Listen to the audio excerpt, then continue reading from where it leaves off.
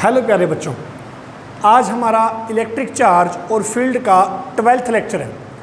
आज हम एक नया टॉपिक शुरू करेंगे और वो टॉपिक हमारा होगा इलेक्ट्रिक डाइपोल। ठीक है, और डाइपोल के बारे में हम काफ़ी डिटेल में बात करेंगे और बोर्ड्स एग्ज़ाम के व्यू से बहुत इंपॉर्टेंट टॉपिक है। 5 मार्क्स में आने लायक क्वेश्चन है, चाहे वो CBSE हो या स्टेट बोर्ड्स हो। ठीक है, तो इलेक्ट्रिक डाइपोल होता क्या है, उसके बाद एक इलेक्ट्रिक डाइपोल के कारण इलेक्ट्रिक फील्ड इंटेंसिटी क्या आएगी वो भी हम फाइंड आउट करेंगे। ठीक है, तो सबसे पहले हम बात करेंगे कि आखिर इलेक्ट्रिक डाइपोल है क्या। ठीक है, इलेक्ट्रिक डाइपोल क्या होता है। तो इलेक्ट्रिक डाइपोल क्या है जी, कहता है एक ऐसा सिस्टम है जिसमें दो इक्वल और अपोजिट चार्जेस हैं, जिसमें क्या है, दो इक्वल और अपोजिट चार्ज है। एक चार्ज मैंने माना -q है और तो दूसरा चार्ज क्या होगा, +q होगा। एक -q है तो दूसरा +q होगा। मैंने माना जी ये इसके सेंटर है। ठीक है, ये डिस्टेंस d और ये डिस्टेंस भी d। इसका मतलब दोनों चार्जेस के बीच का डिस्टेंस क्या हो गया, 2d। ठीक है, वैसे आप इसे d भी ले सकते हैं, r भी ले सकते हैं, जो आपका दिल करे, लेकिन मैक्सिमम बुक्स में डिस्टेंस को 2 की फॉर्म में लिया जाता है। ऐसा क्यों? क्योंकि जब हम मिड पॉइंट से दोनों चार्जेस का डिस्टेंस मेजर करें तो वो d या l लिया जा सके। ठीक है, तो डाइपोल क्या हुआ, एक ऐसा सिस्टम हुआ जी जिसमें दो इक्वल और अपोजिट चार्ज हो, जिसमें दो क्या हो, इक्वल और अपोजिट चार्ज हो, और जो सेपरेटेड हो एक स्मॉल डिस्टेंस के द्वारा। दोनों चार्जेस के बीच में ये जो डिस्टेंस है ना, वो क्या होना चाहिए, स्मॉल होना चाहिए। Then that arrangement is called electric dipole. ठीक है जी, तो इलेक्ट्रिक डाइपोल एक ऐसी अरेंजमेंट है, an arrangement consist of two equal and opposite charges, two equal and opposite point charges separated by a small distance, separated by a small distance। मतलब एक ऐसा system हो जिसमें दो इक्वल और अपोजिट चार्ज हो और दोनों के बीच में छोटा सा डिस्टेंस हो। ये जो डिस्टेंस है वो स्मॉल होगा, माइक्रोमीटर लगा लीजिए, मिलीमीटर लगा लीजिए या पिकोमीटर लगा लीजिए, बहुत ही स्मॉल डिस्टेंस। तो इस अरेंजमेंट को क्या बोलेंगे, इलेक्ट्रिक डाइपोल बोलेंगे। ठीक है जी, ओके। अब इस डाइपोल से रिलेटेड एक डेफिनेशन है, इलेक्ट्रिक डाइपोल मोमेंट। काफ़ी इंपॉर्टेंट पैरामीटर है इलेक्ट्रिक डाइपोल मोमेंट। क्या होता है सुनिएगा जी, डिनोट करते हैं जी स्मॉल p से इलेक्ट्रिक डाइपोल मोमेंट। और ये क्या होगा, दोनों चार्जेस में से किसी एक चार्ज का मैग्नीट्यूड, दोनों चार्जेस में से किसी एक चार्ज का मैग्नीट्यूड और दोनों चार्जेस के बीच का distance, that is called electric dipole moment. ठीक है, यानी कि डाइपोल मोमेंट क्या है, दोनों में से किसी भी एक चार्ज का magnitude into the separation between the charges, and that is called electric dipole moment. Okay, next point. अब कहता है ये जो इलेक्ट्रिक डाइपोल मोमेंट है, ये जो इलेक्ट्रिक डाइपोल मोमेंट है, ये कैसी क्वांटिटी है, एक वेक्टर क्वांटिटी है जी। इसकी क्या होती है, अपनी एक पर्टिकुलर डायरेक्शन होती है। इलेक्ट्रिक डाइपोल मोमेंट कैसी क्वांटिटी है, एक वेक्टर क्वांटिटी है। ठीक है, तो this is a vector quantity. कैसी क्वांटिटी है, ये एक वेक्टर क्वांटिटी है और जिसकी डायरेक्शन है वो क्या होती है, -q से किसकी तरफ, +q की तरफ। This is the direction of electric dipole moment. और डायरेक्शन यानी कि direct along -q to +q। ठीक है, इसकी जो डायरेक्शन है वो कहाँ होगी, -q से +q की तरफ होगी। तो this is about electric dipole moment. ठीक है, नाउ अब बात करता है इलेक्ट्रिक डाइपोल मोमेंट की यूनिट क्या होगी। ठीक है, देखिएगा, चार्ज की यूनिट कूलम, डिस्टेंस की यूनिट मीटर, तो यूनिट क्या होगी? Coulomb metre, simple. तो इलेक्ट्रिक डायपोल मोमेंट एक वेक्टर क्वांटिटी है और इसकी यूनिट क्या होगी? कूलम मीटर होगी जी। अब बात करते हैं इसकी डायमेंशन की, ठीक है, यानी इसकी डायमेंशन क्या होगी?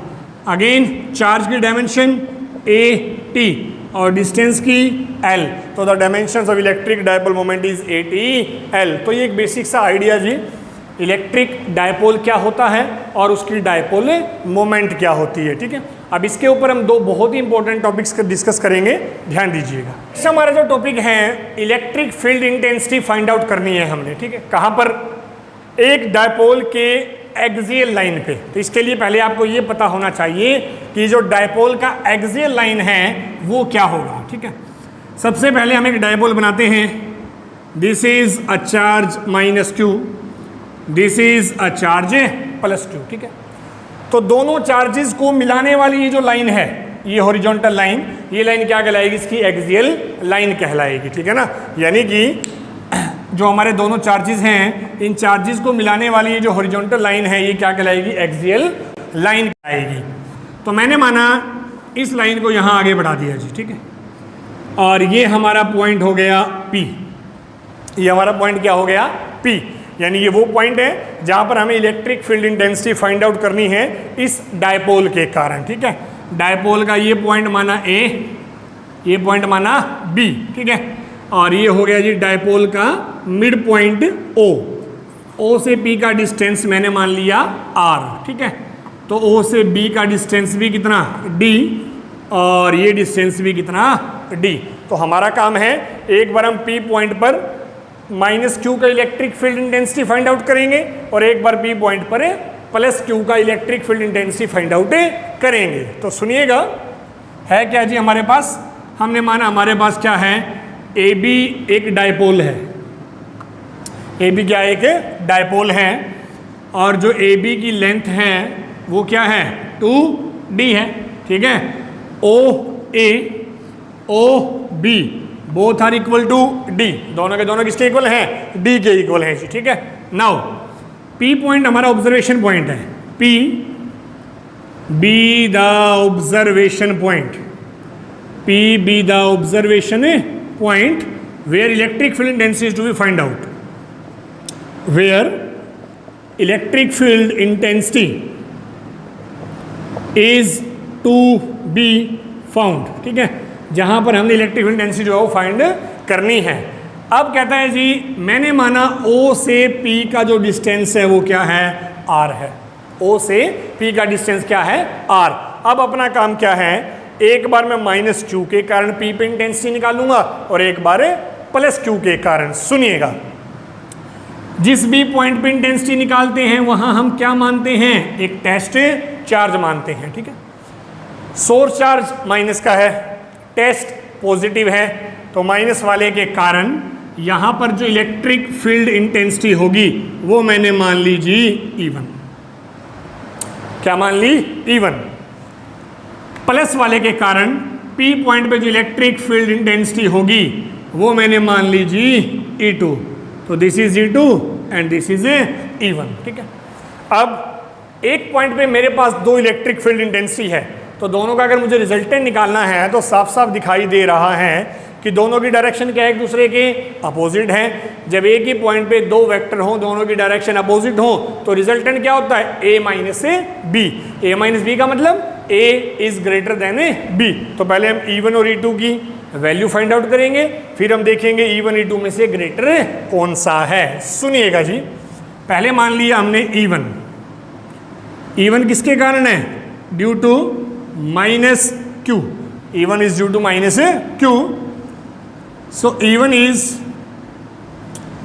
KQ बाय माइनस Q मतलब A वाला, A से किसका डिस्टेंस? P का, यानी KQ बाय में AP का स्केयर। तो KQ बाय में AP कितना होगा? ये सुनिएगा, ये डिस्टेंस कितना है जी? R, और ये कितना है? D। तो AP कितना हो गया? R प्लस D का स्केयर, ठीक है। तो KQ बाय में R प्लस D का स्केयर, ये किसकी वैल्यू आ गई? E1 की वैल्यू आ गई जी, ठीक है। अब E2 is due two plus Q, ठीक है। जो E2 है वो किसके कारण है? प्लस क्यू के कारण, यानी इस वाले चार्ज के कारण है। तो E2 आ जाएगा के क्यू बाय में, अब डिस्टेंस किसका? B और P का, यानी BP का स्केयर। तो ये बन गया जी के क्यू बाय में BP। BP मीन्स R, और R में से कितना सब्ट्रैक्ट कर दें? D, यानी R माइनस डी का स्केयर। ये मैंने माना जी सेकंड है, ये हमने मान लिया जी फर्स्ट है, ठीक है। इसका मतलब अब हमारे पास E1 और E2 दोनों की वैल्यू जो है वो आ चुकी है। अब हमने देखना है कि दोनों में से ज़्यादा कौन है। देखिएगा, न्यूमरेटर दोनों का सेम है, लेकिन डिनोमिनेटर इसका ज़्यादा है और इसका डिनोमिनेटर कम है। तो ऑब्वियस सी बात है, जिसका डिनोमिनेटर कम होगा वही इलेक्ट्रिक फील्ड इंटेंसिटी का मैग्नीट्यूड ज़्यादा होगा। सो इसका मतलब है E2 is greater than E1, इसलिए जो E2 है वो क्या है? E1 से ज़्यादा है। और अगर आप यहाँ देखें तो मैंने E2 वाली जो एरो है ना वो बड़ी इसीलिए बनाई है क्योंकि E2 का जो मैग्नीट्यूड है वो क्या है? E1 वाले से ज़्यादा है। इतना पॉइंट समझ में आया? तो इसे साथ साथ नोट कर लीजिए, आगे चलते हैं। अब हमारे पास E2 E1 दोनों आ चुके हैं। अब हमें निकालना है इन दोनों का रिजल्टेंट, यानी E2 माइनस E1, ठीक है। E2 minus E1। So net electric field intensity E2 minus E1, E2 minus E1, यानी E net is E2 minus E1, ठीक है। तो अगर हम वैल्यू पुट करें मैग्नीट्यूड में, सो के क्यू बाय में R माइनस डी स्केयर, ठीक है, माइनस के क्यू बाय में R प्लस डी का स्केयर, ठीक है। K Q by R minus D square, K Q by R plus D का स्केयर, ठीक है। तो जो कॉमन है हमारा वो बाहर आ जाएगा, के क्यू अंदर बचा जी, एलसीएम लेते हैं, आर माइनस डी स्केयर और आर प्लस डी स्केयर, ठीक है। नाउ यहाँ आ जाएगा आर प्लस डी स्केयर और यहाँ आ जाएगा आर माइनस डी स्केयर, ठीक है। तो सोल्व करते हैं इसको आगे देखिएगा, सिंपल है मैथमेटिक्स बिल्कुल। अब तो अगर हम इसे लिखें then this is equal to K Q. अब देखिए, a minus B A plus B, A square minus B square, यानी R square minus D square और सारे का होल स्केयर, ठीक है। यहाँ आइए, a प्लस बी का square, R square plus D square plus 2dr, ठीक है, R square plus D square plus 2dr and minus R square minus D square plus 2dr, ठीक है ना। बाहर माइनस था ना, तो इसलिए प्लस वाले क्या हो जाएंगे? माइनस हो जाएंगे। तो आर स्केयर से R square cancel, D square से डी स्केयर कैंसिल, ठीक है। तो ये हमारा क्या बना जी? The net electric field intensity, ठीक है, या फिर आप इसको ई एक्सियल भी बोल सकते हैं, ठीक है। ये सिंबल भी हो सकता है कुछ बुक्स में, E axial, K Q 2dr plus 2dr यानी 4dr डिवाइड में R square minus D square और सारे का होल स्केयर, ठीक है। तो ये हमारी टर्म बन गई। नाउ के को मैं लिख सकता हूँ 1 बाय में 4 पाई एप्सिलॉन नॉट, ठीक है, 1 बाय में 4 पाई एप्सिलॉन नॉट। और क्यू 4dr को लिख सकते हैं 2d इंटू 2r, लिख सकते हैं ना। 4dr था, 4dr को हमने क्या लिख दिया? 2d इंटू 2r डिवाइड में R square minus D square और सारे का होल स्केयर। अब ये टर्म देखिए जी, Q इंटू 2D, याद आया कुछ? Q इंटू 2D क्या था? इलेक्ट्रिक डाइपोल मोमेंट, ठीक है। सो E एक्सियल 1 बाय में 4 पाई एप्सिलॉन नॉट, ये 2 P R बाय में R square minus D square और सारे का स्केयर। ठीक है, ये आ गया हमारा electric field intensity at a point on the axial line. ठीक है जी, इसमें एक छोटा सा केस लगाते हैं हम, देखिएगा। कहता है इफ अगर जो हमारा डिस्टेंस आर है वो डायपोल की लेंथ से बहुत ज़्यादा हो, R is very very greater than D हो, तो उस केस में क्या होगा, डी स्क्वायर जो है नेग्लेक्ट हो जाएगा। इसका मतलब E axial is equal to P R by में 4 पाई एप्सिलॉन नॉट आर 4। ठीक है ना, R4 हो जाएगा ना, आर स्क्वायर तो ये और ये R4, तो ये कैंसिल हो गया जी। तो हमारा जो फाइनल रिजल्ट आ गया इलेक्ट्रिक फील्ड इंटेंसिटी का, E axial is equal to 2P, ठीक है, बाय में 4 pi epsilon not R cube. This is the final relation for electric field intensity at a point on the axial line. यानी axial line के ऊपर जो electric field intensity है वो ये आएगा। पॉइंट समझ में आया? ओके, लास्ट पॉइंट इसके बारे में, डायरेक्शन जी। ठीक है, अब मैं देखना चाहता हूं कि जो हमारा ये इलेक्ट्रिक फील्ड इंटेंसिटी आया है इसकी डायरेक्शन क्या है। ध्यान से सुनिएगा, हमने क्या किया था, E2 minus E1, E2 minus E1, और E2 माइनस E1 का मतलब इसकी डायरेक्शन वही होगी जो किसकी है, E2 की, जो किसकी डायरेक्शन है, E2 की। अगर E1 माइनस E2 होता, अगर E1 माइनस E2 होता तो डायरेक्शन वही आती जो किसकी है, E1 की, लेकिन E2 माइनस E1 है ना, क्योंकि E2 ग्रेटर है तो डायरेक्शन वही होगी जो E2 की है। E2 की डायरेक्शन इसका मतलब क्या होगी, E2 की वही डायरेक्शन है जो हमारी इलेक्ट्रिक डायपोल मोमेंट की है। यानी अगर मैं इसे वेक्टर फॉर्म में लिखूं तो ये कुछ ऐसा होगा। ठीक है, मतलब the electric field intensity along the axial line is same as that the direction of electric dipole moment, यानी माइनस क्यू से प्लस क्यू। ओके, तो जल्दी करें इसे। तो नेक्स्ट जो हमारा इलेक्ट्रिक डायपोल का ही केस है, इसमें हम क्या डिस्कस करेंगे, electric field intensity at a point on the equatorial line. ठीक है ना, electric field intensity at a point on the equatorial line of dipole. इस बार जो लाइन है ना वो एक्सियल लाइन नहीं है, इक्वेटोरियल लाइन है। अब दोनों में डिफरेंस समझिएगा जी क्या होता है। ये हमारा चार्ज, ये दूसरा charge, minus Q plus Q, मतलब ये क्या बन गया, एक डायपोल।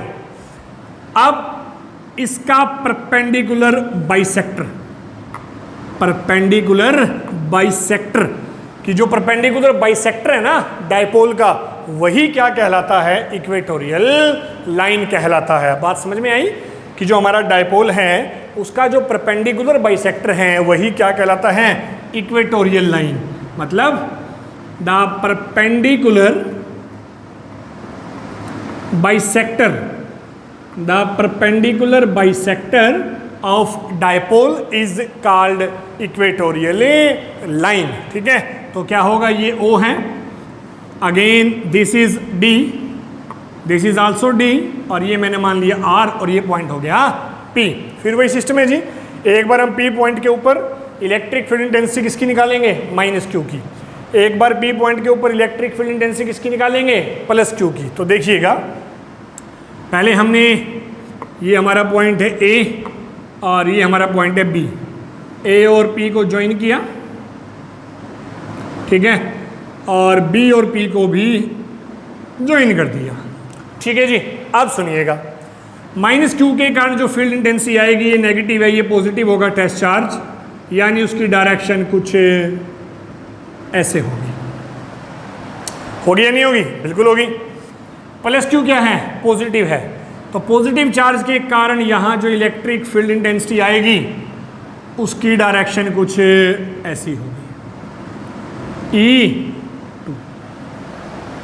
ठीक है, तो ये E2 है और ये E1 है, वो अलग बात है, दोनों का मैग्नीट्यूड क्या आएगा, सेम आएगा इस बार। ठीक है, अब ये एंगल मैंने माना जी थीटा, ये एंगल भी क्या मान लिया, थीटा।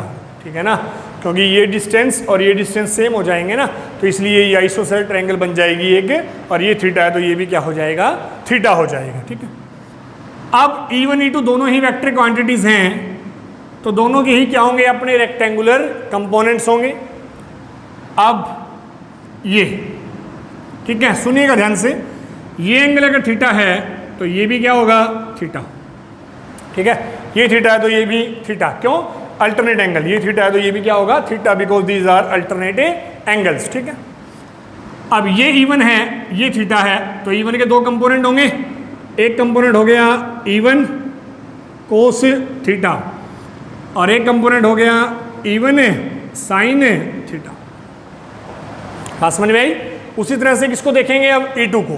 E2 के लिए देखिएगा, ये एंगल अगर थीटा है तो ये एंगल भी क्या होगा, थीटा, लेकिन इस बार अल्टरनेट नहीं, कोरस्पोंडिंग एंगल है। सुनिएगा ध्यान से, ये थीटा इसके कारण हुआ, ये थीटा इसके कारण हुआ, अल्टरनेट है। ये थीटा इसके कारण हुआ, कोरस्पोंडिंग है। ठीक है ना, ये अल्टरनेट के कारण थीटा हुआ है और ये कोरस्पोंडिंग के कारण थीटा हुआ है, दोनों को मिक्स मत करना। ठीक है, ध्यान रखना, छोटी छोटी बातें होती है मैथमेटिक्स की। तो अब E2 के भी दो कंपोनेंट होंगे जी, ये वाला सेम और एक ये हो गया E2 sine theta, E2 sine theta, और ये वाला होगा हमारा E2 कोस थीटा। इसका मतलब P पॉइंट के ऊपर हमारे पास इलेक्ट्रिक फील्ड डेंसिटी के चार कंपोनेंट आ चुके हैं। एक है E2 sine theta, E1 sine theta, E2 cos theta, E1 cos theta. Cos वालों की डायरेक्शन सेम है और साइन वालों की डायरेक्शन अपोजिट है, तो साइन वाले क्या कर देंगे, एक दूसरे को कैंसल। तो नेट इलेक्ट्रिक फील्ड सिर्फ किसके कारण आएगा, कोस वाले कंपोनेंट्स के कारण आएगा। आइए करते हैं। E1 जो किसके कारण है, माइनस Q के कारण, तो E1 आ गया जी K Q बाय में AP स्क्वायर। ठीक है, अब ये AP क्या होगा, ये देखिए, ये एक राइट एंगल ट्रायंगल है। ठीक है ना, ये 90 हो गया, तो ये क्या एक राइट एंगल ट्रायंगल है, तो AP मतलब दिस, ये क्या होगा, R square plus D square, यानी K Q by R square plus D square. ठीक है, R square plus D square. उसी तरह से E2 due two plus Q। ठीक है, जो E2 है वो किसके कारण है, प्लस Q के कारण। इसकी वैल्यू क्या होगी, KQ बाय में BP का स्क्वायर, तो KQ बाय में अगेन BP भी सेम पाइथागोरस थ्योरम से D square plus R square या R square plus D square. ठीक है जी, E1 भी हमारे पास आ चुका है, E2 भी आ चुका है। कंपोनेंट्स की बात हम ऑलरेडी कर चुके हैं। इसका मतलब डायग्राम से हम ये बात आसानी से कह सकते हैं कि साइन कंपोनेंट एक दूसरे को क्या कर देंगे, कैंसिल, और नेट इलेक्ट्रिक फील्ड किसके कारण आएगा, कोस के कारण। लेकिन E1 और E2 दोनों की वैल्यू का मैग्नीट्यूड क्या है, सेम है, as E1 equal to E2। So sine components cancel each other. तो जो साइन कंपोनेंट है वो क्या करते हैं, एक दूसरे को कैंसल। तो जो नेट इलेक्ट्रिक फील्ड इंटेंसिटी है इक्वेटोरियल पे, वो कहाँ से आएगा, E1 cos theta plus E2 cos theta. ठीक है, तो जो नेट इलेक्ट्रिक फील्ड डेंसिटी है वो E1 cos theta plus E2 cos theta. तो दोनों को E1 E2 दोनों सेम हैं, तो मैंने माना जी E1 cos theta plus E1 cos theta, इसका मतलब है 2E1 कोस थीटा। ठीक है, तो ये हमारा आ गया 2E1 कोस थीटा। E1 की वैल्यू हमारे पास ऑलरेडी है, हमें क्या चाहिए, कोस थीटा चाहिए। ठीक है, तो कोस थीटा देखिएगा, कोस थीटा देखिए ट्रायंगल में, ट्रायंगल OAP, ट्रायंगल OAP। ठीक है, cos theta base by hypotenuse, base कितना है, D है, हाइपोटेन्यूज कौन है, ये वाला जी। ठीक है, तो बेस मीन्स D, हाइपोटेन्यूज क्या हो जाएगा, x स्क्वायर, सॉरी x नहीं है, x तो ये वैल्यू है हमारी। ठीक है, तो हाइपोटेन्यूज क्या होगा, R square plus D square और पावर 1/2। ठीक है ना, कुछ नहीं किया हमने, बेस यानी कि D, बेस यानी कि D, हाइपोटेन्यूज मीन्स एक्स, और एक्स स्केयर तो किसके इक्वल है, आर स्केयर पर डी स्केयर के है। समझ पा रहे हैं ना बात। एक्स स्केयर तो क्या है, अरे कंफ्यूज मत होना, एक्स स्केयर क्या है, D square plus R square है, या R square plus D square है। तो एक्स क्या होगा, R square plus D square और पावर 1/2। ठीक है ना, ये हमारा पॉइंट आ गया कि एक्स स्केयर अगर D square plus R square, तो एक्स क्या हो गया, R square plus D square की पावर 1/2। यही वैल्यू हमने यहाँ पर पुट की है। अब हम क्या करेंगे, इन दोनों वैल्यूज को पुट कर देंगे और final electric field intensity find out करेंगे। ठीक है, तो देखेंगे जल्दी।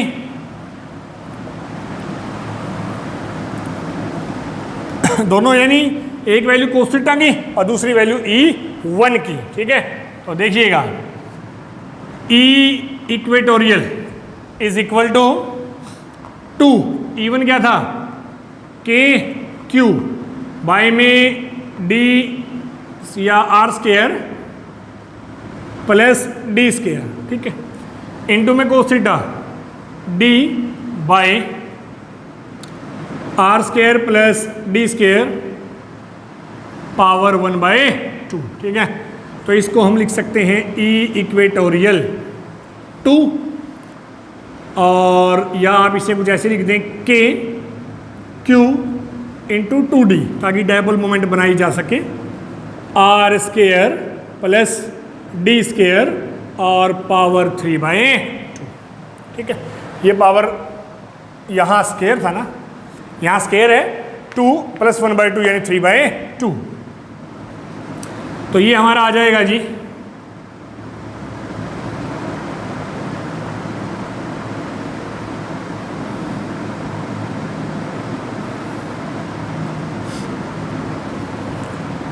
ठीक है, R square plus D square power 3/2, क्योंकि 1 पावर यहाँ है 1/2 यहाँ है, तो 3/2।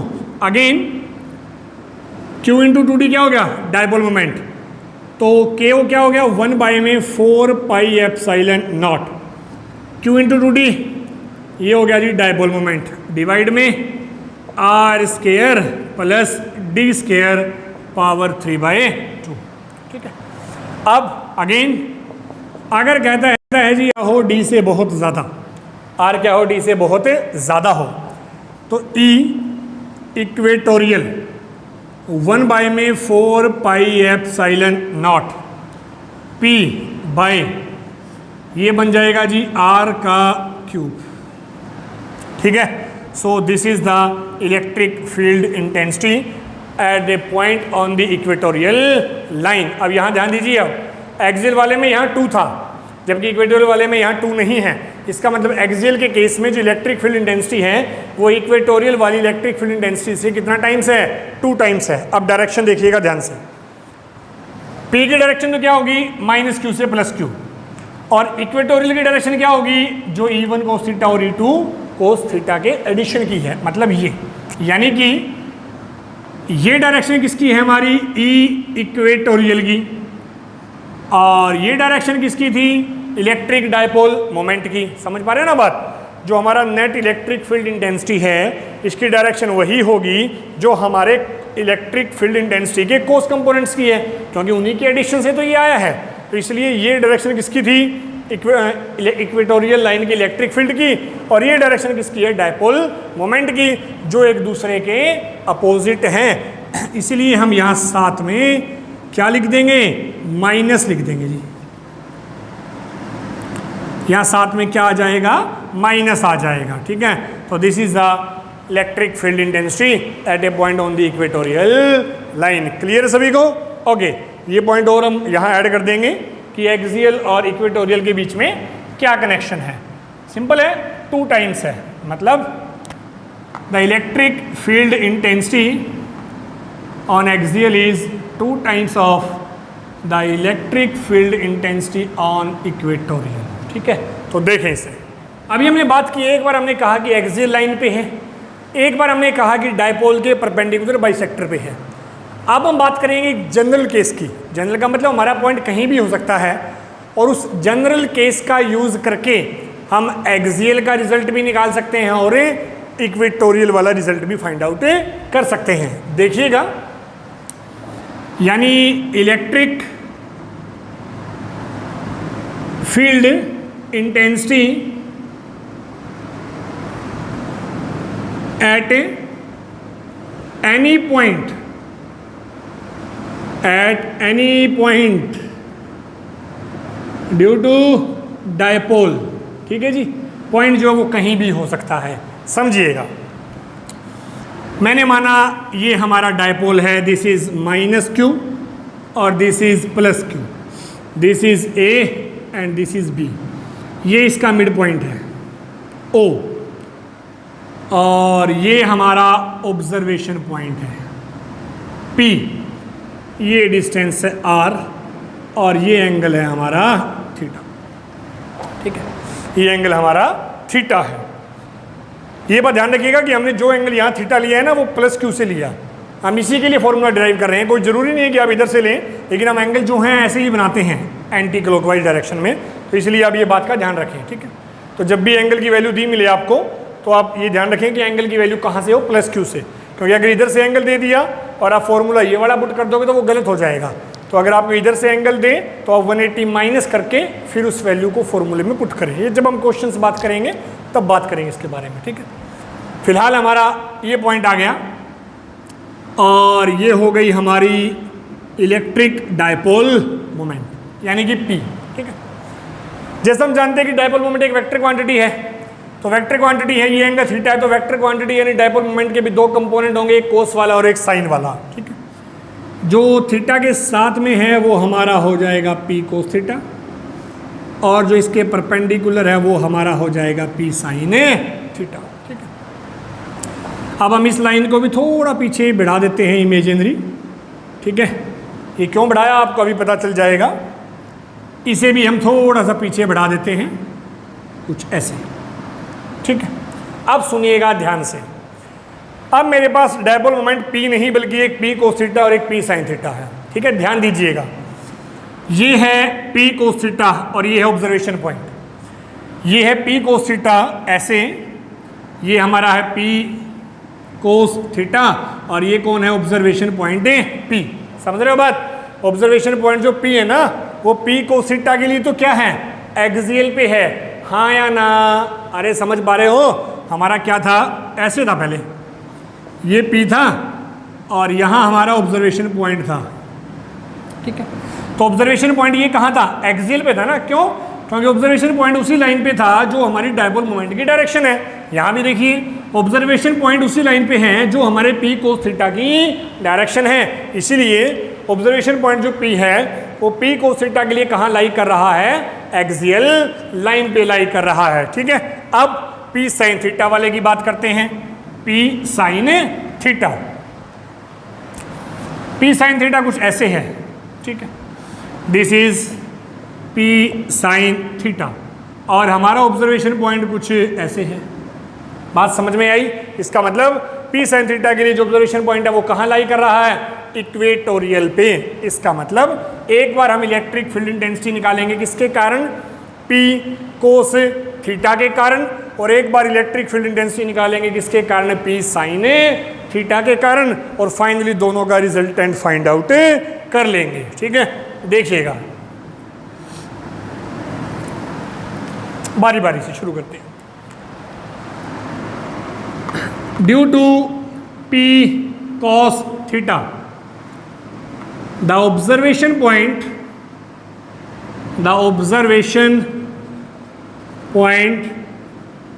Is on axial line. ठीक है, due to P cos theta the observation point is on axial line. तो इसका जो इलेक्ट्रिक फील्ड इंटेंसिटी आया मैंने मान लिया E1 है। ठीक है, दैट इज फॉर्मूला यही था ना, 2P बाय में 4πε0 r का क्यूब।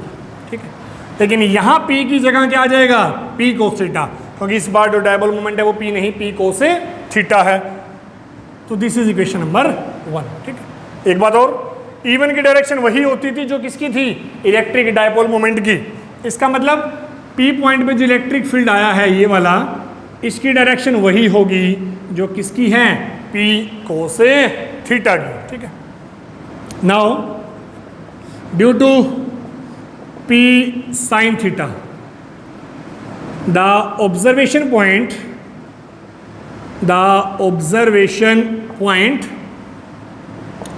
इज ऑन इक्वेटोरियल, ठीक है, इक्वेटोरियल लाइन यानी परपेंडिकुलर बाइसेक्टर पे है। तो इस बार जो फॉर्मूला होगा E2 is P by 4 pi epsilon naught R cube, ठीक है, P by 4 pi epsilon naught R cube.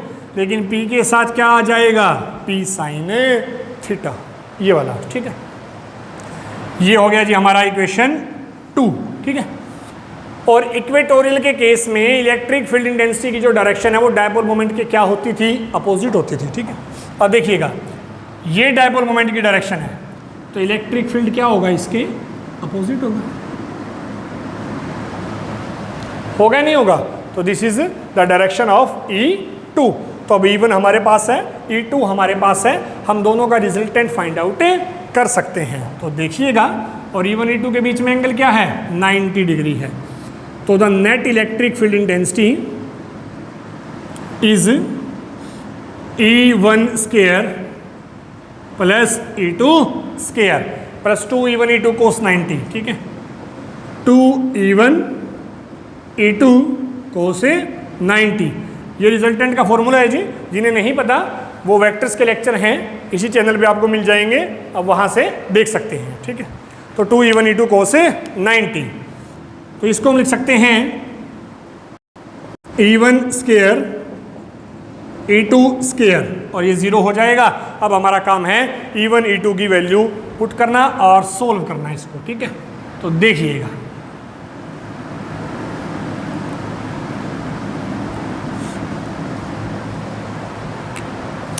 So E net is equal to E1 square 2P cos theta by में 4 pi epsilon naught R cube whole square plus P sine theta by 4 pi epsilon naught R cube और whole square, ठीक है। अब जो चीज़ें common है वो बाहर आ जाएंगी। सो P बाय में 4 pi epsilon naught R cube, वैसे तो स्क्वायर भी है लेकिन ऊपर रूट भी है तो बाहर आगे सिंपल बच जाएगा, ठीक है। तो अंदर क्या बचा जी, ये तो बचा 2 cos theta square plus sine square theta, ठीक है। तो इसको अगर हम सोल्व करें, P बाय में R क्यूब 4 कोस square theta plus sine square theta, ठीक है, 4 कोस स्क्वायर थीटा प्लस से साइन स्क्वायर थीटा। हम चाहते हैं कि इनमें से एक एंगल जो है वो खत्म हो जाए ताकि इक्वेशन सोल्व करना आसान हो। तो P by 4 pi epsilon naught R cube, इसको हम लिख सकते हैं 3 cos square theta plus cos square theta plus sine square theta, लिख सकते हैं ना। 4 को मैंने क्या लिख दिया, 3 प्लस 1 लिख दिया। अब कोस square theta plus sine square theta क्या हो जाएगा, 1 हो जाएगा। क्या हो जाएगा, 1 हो जाएगा। तो जो नेट इलेक्ट्रिक फील्ड इंटेंसिटी है हमारी E net is equal to P by में 4 pi epsilon naught R cube and root 3 cos square theta plus 1, ठीक है। यहाँ पे आप थीटा की वैल्यू पुट करके एक्सियल और इक्वेटोरियल दोनों केसेस को फाइंड आउट कर सकते हैं, करेंगे हम फाइंड आउट। फिलहाल हम रिजल्टेंट की डायरेक्शन निकाल लेते हैं पहले। दिस इज E नेट, जिसने इसके साथ कितना एंगल बनाया, अल्फा, कितना एंगल बनाया, अल्फा, ठीक है। और अगर हम इस डायरेक्शन को निकालें, डायरेक्शन टेंजेंट अल्फा क्या होता है, परपेंडिकुलर बाय बेस। परपेंडिकुलर कौन है, E2, बेस कौन है, E1। तो tangent alpha is E2 bye में E1, ठीक है। तो टेंजेंट अल्फा क्या हो गया, E2 बाय में E1। दोनों वैल्यू पुट कर देते हैं। E2 कहाँ है जी, E2 गायब हो गया। E2 था जी हमारा P साइन थीटा बाय में 4 pi epsilon naught R cube और ये था 2p कोस थीटा बाय में 4 pi epsilon not R a cube. ये कैंसिल है जी, ठीक है, और p से p भी कैंसिल है, तो ये क्या बचा 1/2 sine theta by cos theta. Sine by cos क्या होता है टेंजेंट थीटा। इसका मतलब हमारा जो रिजल्ट आया tangent alpha is 1/2 into tangent theta, ठीक है। Tangent alpha is equal to 1/2 tangent theta. ये हमारी डायरेक्शन आ गई किसकी, the net electric field intensity. लेकिन एक बात याद रखेंगे, ये जो इलेक्ट्रिक फील्ड इंटेंसिटी की डायरेक्शन है ये किसके कंपैरिजन में है, E1 के। किसके कंपैरिजन में है, E1 के, यानी E1 के साथ कितना एंगल बना रही है, अल्फा एंगल बना रहा है, ठीक है ना। जो नेट इलेक्ट्रिक फील्ड इंटेंसिटी है वो E1 के साथ कितना एंगल बना रहा है, अल्फा। अगर P के साथ पूछे, सुनिएगा, P मतलब ये थीटा तो E1 ने बनाया है खुद, और ये E1 के साथ अल्फा बना रहा है, मतलब थीटा तो ये और अल्फा ये, समझ रहे हो बात। This is theta and this is alpha, तो थीटा प्लस अल्फा, यानी थीटा प्लस अल्फा किसके साथ, विद P, ठीक है। तो P के साथ क्या एंगल बनाएगा, थीटा प्लस अल्फा, ओके। अब हम ये जनरल जो हमारा फॉर्मूला आया है ये वाला, इसका यूज करके एक्सियल और इक्वेटोरियल केस को डिस्कस करते हैं, ठीक है। सुनिएगा,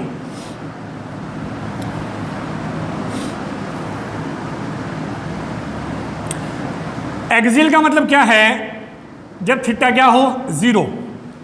एक्सियल का मतलब थीटा क्या हो 0, मतलब थीटा 0, तो वो कौन सा केस है, एक्सियल। क्यों, ये है ना हमारा ऑब्जर्वेशन पॉइंट, ठीक है, यहाँ ये रहा।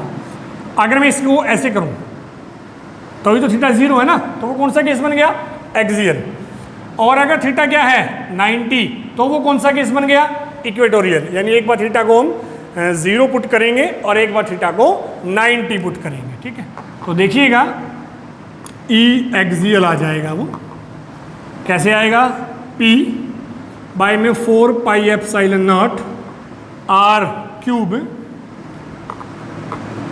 3 cos square 0 plus 1, cos square 0 plus 1। Cos 0 क्या होता है 1, 3 इंटू 1 3, 3 प्लस 1 4, यानी P बाय में 4 pi epsilon not R cube, और ये हो गया जी 4 का रूट हो गया जी 2P बाय में 4 pi epsilon not R cube. आ गया ना सेम रिजल्ट, ठीक है, सेम रिजल्ट आ गया। तो सेकंड थीटा क्या हो 90, थीटा जैसे ही 90 होगा ई इक्वेटोरियल P बाय में 4 pi epsilon not 3 cos square 90 plus 1, और कोस 90 क्या होता है 0, कोस 90 0, 0 प्लस 1 1, 1 का रूट 1, तो the resultant is P by में 4 pi epsilon not R cube.